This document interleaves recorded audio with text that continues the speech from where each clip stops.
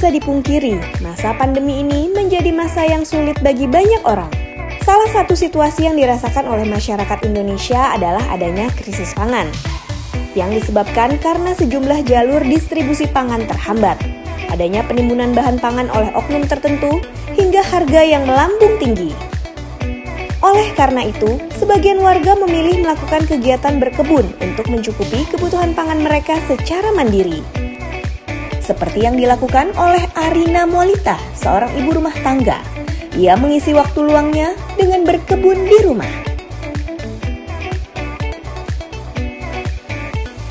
Di masa pandemi seperti ini, kami juga mengalami hal-hal yang sama dengan keluarga yang lain, yaitu bagaimana berpikir 2-3 bulan ke depan bisa mengisi waktu atau beraktivitas bagaimana supaya kita tetap bisa bertahan dan tidak mengalami kejenuhan ya.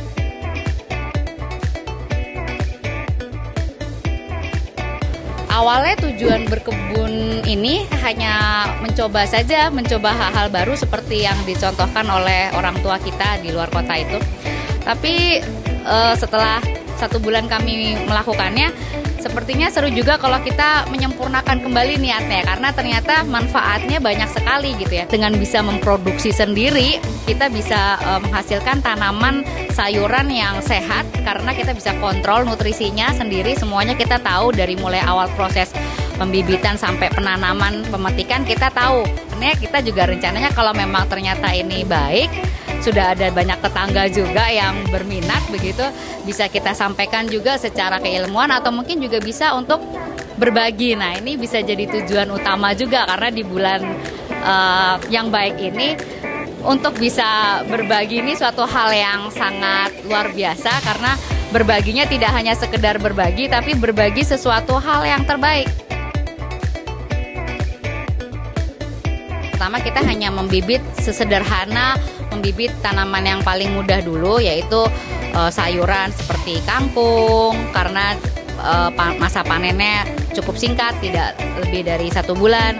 Kemudian bayam, kemudian pakcoy, selada, dan ini kita sudah mulai mau menyemai yang ketiga kalinya. Bahkan kedepannya kita akan mulai ke makanan tanaman buah-buahan seperti tomat begitu dan stroberi. Bahkan kita juga berencana untuk menyemai tanaman hias ya.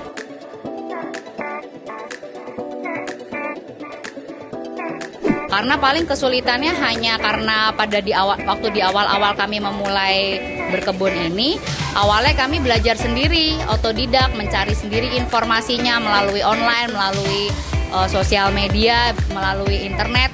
Kesulitannya hanya kemauan kita untuk mau atau malas untuk mencari informasi lebih lanjut.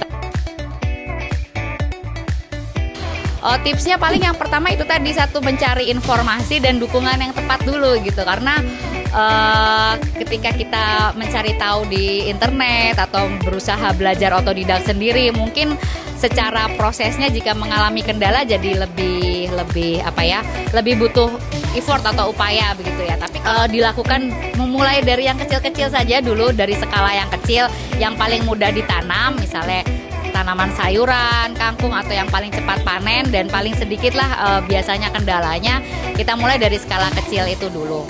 Dan yang tips yang paling utama sih sebetulnya lebih kepada yang penting menikmati prosesnya begitu. Harapannya kesadaran kita semua, masyarakat atau manusia itu bisa menjadi lebih sadar, paham dan terima bahwa gaya hidup sehat semacam ini semoga lebih meningkat begitu. Salah satunya juga kemandirian kita dalam memproduksi sendiri bahan makanan sehat kita dari rumah.